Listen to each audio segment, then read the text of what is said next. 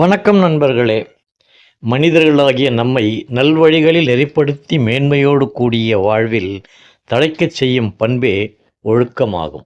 சாட்சிகள் இல்லாத இடத்திலும் தவறிழைக்காமல் நேர்மையாக நடப்பது ஒழுக்கம், குறிப்பாக தனி மனித ஒழுக்கம். அப்படி சொல்லி வளர்க்கப்பட்ட ஒரு தலைமுறை இருந்தது. அந்த தலைமுறை அதனை கடைப்பிடித்து வாழ்ந்து வந்திருக்கிறது. அப்படி சொல்லி வளர்க்கப்பட்ட தலைமுறை காலத்தை சேர்ந்தவன் நான் என்பதில் பெருமையே. ஒழுக்கம் என்றால் கிலோ என்ன விலை என்று கேட்கும் காலத்தில் இப்போதைய தலைமுறை வாழ்கிறது. அவர்களை சொல்லி குற்றமில்லை.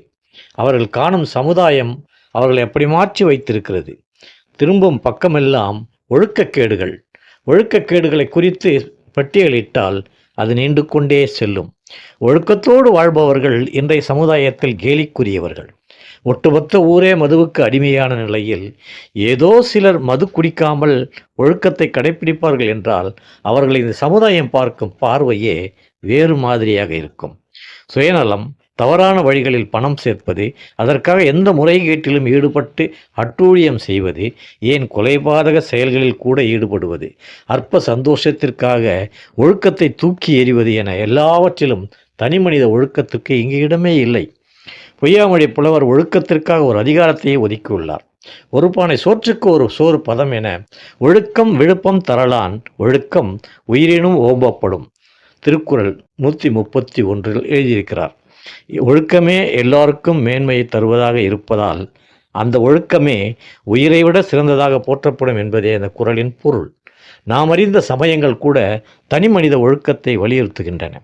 பிறன் மனைவியை அடைய நினைப்பது ஒழுக்கம் தவறிய செயல் என்பதால் அதனை மேற்கொள்ளாத ஏகபத்தினி விரதன் என ராமரை மையப்படுத்தி ராமாயணம் விபச்சாரத்தில் பிடிபட்ட பெண்ணை தண்டிக்க உங்களில் பாவம் செய்யாதவன் அவள் மீது முதல் கல் எறியலாம் என பைபிளில் இயேசுவும், ஒரு தனி மனிதன் தன் பார்வை விஷயத்தில் மிகவும் எச்சரிக்கையாக இருக்க வேண்டும்.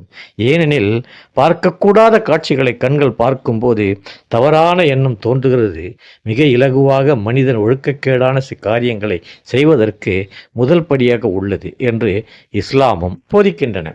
அவையெல்லாம் காற்றில் பறக்க விட்டுவிட்டு ஒழுக்கக்கேடு நிறைந்த செயல்களை இன்றைய தலைமுறை செய்கிறது.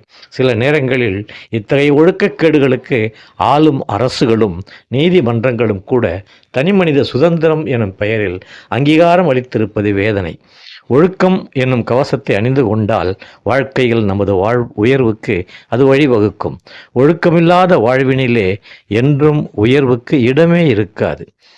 அது இலக்கு இல்லாத பாதை, துடுப்பு இல்லாத தோணி. அதனால் வீழ்ச்சிதான் ஏற்படும். சிந்திப்போம், சீர்பெறுவோம். மீண்டும் சந்திப்போம். நன்றி, வணக்கம்.